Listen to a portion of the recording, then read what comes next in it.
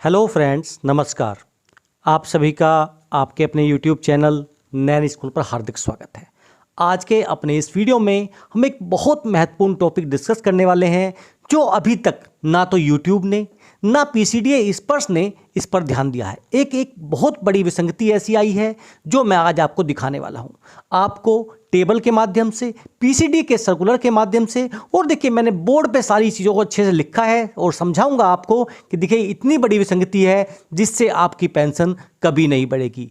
इन category को होगा सबसे ज़्यादा नुकसान, क्योंकि इसकी भरपाई करने का कोई सर्कुलर अभी तक नहीं आया है। और देखिए जब तक आप सीपी ग्राम पर ग्रीवेंस नहीं डालेंगे, जब तक आप अपनी बातों को आगे नहीं ले जाएंगे, आपको समाधान मिलने की संभावना भी नहीं बनती है। लेकिन मैं उम्मीद करता हूं कि देखिए आप इस वीडियो को ज़्यादा से ज़्यादा शेयर करेंगे और उम्मीद है कि आप सीपी ग्राम पर ग्रीवेंस भी डालेंगे ताकि जो आपका हक है वो आपको मिल सके। सबसे पहले आपको ये जानकारी दी जा रही है नैन स्कूल के माध्यम से, तो आपसे उम्मीद करता हूं कि आप चैनल से जुड़े रहिए, चैनल को सब्सक्राइब कीजिए, वीडियो को लाइक और शेयर कीजिए। चलिए देखेंगे ऐसी कौन सी विसंगति है जिसके बारे में आज मैं बात करने वाला हूं। सबसे पहले देखिए बात करता हूं मैं आपको जो अभी लेटेस्ट सर्कुलर 679 आया है, उसमें एक ऑनररी रैंक्स की विसंगति थी, उसको क्लियर कर दिया गया है। वो क्लियर कैसे हुआ है, क्या अपने आप हुआ है या उसको लेकर कुछ अभियान चलाया गया? देखिए हमने सबसे पहले इस चीज़ को लेकर सामने आए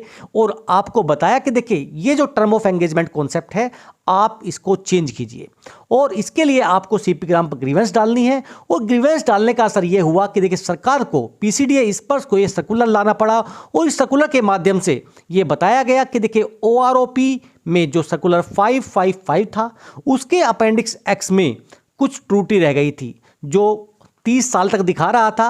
अब वो टर्म ऑफ एंगेजमेंट जो है मैक्सिमम 31 साल से बढ़ाकर 33 साल कर दिया गया है आर्मी, नेवी और डीएससी के लिए जितनी भी ऑनररी रैंक्स हैं। तो इसका फायदा उन सभी ऑनररी रैंक्स को मिलेगा जो यहां पर बताया जा रहा है। लेकिन सबसे बड़ी विडंबना यह है कि देखिए ये जो रैंक का फायदा है जो 30 मई 1998 के बाद के ऑनररी रैंक्स हैं उनको ही मिलेगा, इससे पहले वालों को नहीं मिलेगा। सेम देखिए इंडियन एयरफोर्स के लिए 2019 में ही सर्कुलर 625 लेके आए गए थे, जिसमें देखिए उन्होंने जो टर्म ऑफ एंगेजमेंट था उसको 33 साल कर दिया गया था अपेंडिक्स एक्स सर्कुलर 555 के अनुसार। यानी देखिए एयरफोर्स के लिए पहले ही लाया गया था, लेकिन आर्मी, नेवी और डीएससी के लिए इस पर कोई सर्कुलर नहीं था। लेकिन जब इस पर ग्रीवेंस डाली गई, हाई लेवल पे बातचीत हुई, डिस्कशन हुआ और ये कंसीडर किया गया पॉइंट कि देखिए वैलिड पॉइंट है, इसको आप देखिए 33 साल कर दीजिए। और लोगों का देखिए हम कहें तो पीपीओ भी जनरेट हुआ है और उनके खाते में उनका एरियर भी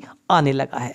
आपको भी अगर इससे लाभ हुआ है या आपका एरियर या पीपीओ जनरेट हुआ है, आप कमेंट करके जरूर बताएं, क्योंकि आपके कमेंट्स हमें जो है काफी मोरल बूस्टअप करते हैं और उत्साह देते हैं। अब देखिए यहां पर मैंने आपको बात की जो भी ऑनररी रैंक्स थी इसमें, लेकिन सबसे जरूरी बात यह है कि जो मैं आगे बात करने वाला हूं वो इससे भी आगे की बात है और वो आपके लिए और ज्यादा महत्वपूर्ण हो सकती है। देखिए सबसे पहले आप ये टेबल देखिए, ये टेबल नंबर 7 है। इस टेबल नंबर 7 को मैंने देखिए 3 पार्ट में डिवाइड किया है। पहले सिपाही से नायब सूबेदार, फिर सूबेदार और फिर ऑनररी रैंक या सूबेदार मेजर एंड ऑनररी रैंक्स। तो एक सिपाही से नायब सूबेदार तक का अगर टर्म ऑफ एंगेजमेंट के हिसाब से देखें या हम देखें इस टेबल में जो मैक्सिमम दिखाया गया है सर्विस उनका, वो पेंशन है 28 साल तक के लिए। याद रखिए सिपाही से लेके नायब सूबेदार तक, सूबेदार का 30 साल यहां पर टेबल्स है, यानी 30 साल से ज़्यादा अगर आपने सर्विस की है तो भी आपको उसका लाभ नहीं मिलेगा। और यहां पर देखिए सूबेदार मेजर एंड उससे आगे का जो है यहां पर 33 साल दिखाया गया है। अब मैं आपको दिखाता हूं जो मैंने डाटा तैयार किया है। सबसे पहले देखिए सिपाही से हवलदार की बात करेंगे। ओआरओपी में देखिए 28 साल दिया हुआ जैसा मैंने आपको दिखाया। लेकिन अगर सर्कुलर 555 की बात करें, अपेंडिक्स एक्स की बात करें और उसके अनुसार देखिए आर्मी के अंदर 22 साल, 26 साल और 26 साल, यानी नायक, सिपाही, नायक और हवलदार की मैं बात कर रहा हूं यहां पर। लेकिन एयरफोर्स में ये 30 साल है, नेवी में, और एयरफोर्स में 17, 23 और 27 साल है। हवलदार वहां पर जो है 27 साल सर्विस कर सकते हैं, और जो टेबल्स दी गई हैं 28 साल तक दी गई हैं, यानी इन यहां पर कोई नुकसान नहीं है एक्सेप्ट अगर नेवी को छोड़ दिया जाए। मान लीजिए कि नेवी का कोई अगर सिपाही से लेकर हवलदार रैंक तक 30 साल सर्विस करता है तो उसको यहां पर देखिए 28 साल के हिसाब से ही बेनिफिट मिलेगा। लेकिन देखिए मुझे नहीं पता कि कितने नेवी के ऐसे पेंशनर हैं जो 30 साल तक सर्विस करते हैं, आई थिंक बहुत ही कम या रेयर में कोई एक दो मिलेगा। लेकिन महत्वपूर्ण यह है कि यहां पर 30 साल टर्म ऑफ एंगेजमेंट दिया गया है।